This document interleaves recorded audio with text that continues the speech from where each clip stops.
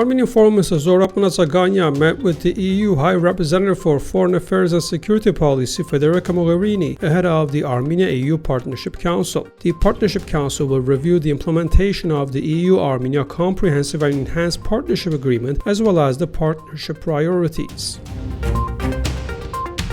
Congressional Armenian Caucus co-chair Frank Pallone took to the U.S. House floor Wednesday for a dialogue with House Appropriations Committee Chairwoman Nita Lowey to end arbitrary and outdated State Department restrictions on U.S. engagement with Artsakh. We must remain committed to strengthening the ceasefire in Nagorno-Karabakh, removing barriers to dialogue, and resolving status and security issues that have hindered discussions in the past. Allowing our diplomats to have a presence on the ground as necessary and when safe is the only way for the U.S. to help bring this conflict to a resolution, he said. According to the Armenian National Committee of America, Chairwoman Lowey committed to work with Congressman Pallone on this matter.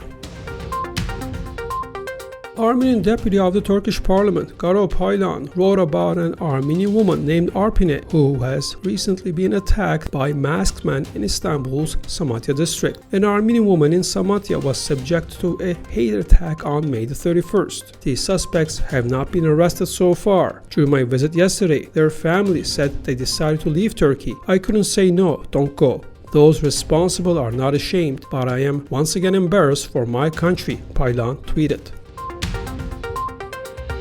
Secretary General of the Council of Europe, Thorbjørn Jagland, has sent a letter to Armenia's Prime Minister Nikol Pashinyan, stressing that the Council of Europe highly appreciates the Prime Minister's commitments to pursue the agenda of judicial reforms. We also share your assessment of the need to increase efforts against corruption and to reform and rebuild trust in the judiciary in line with the Armenian Constitution and Armenia's international commitments. The Council of Europe is ready to participate actively in these reform efforts within the framework of the Action Plan, which will be launched in Yerevan in a few days, with the participation of the Deputy Secretary General, the letter reads in part.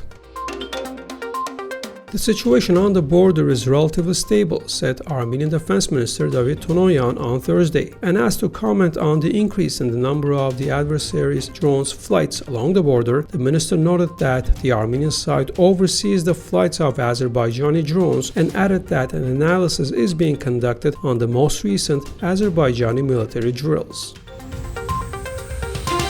During the session of the Committee of Ministers of the Council of Europe held on Wednesday, Armenian human rights defender Arman Tatoyan was elected a member of the European Committee for the Prevention of Torture and Inhuman or Degrading Treatment or Punishment, representing Armenia.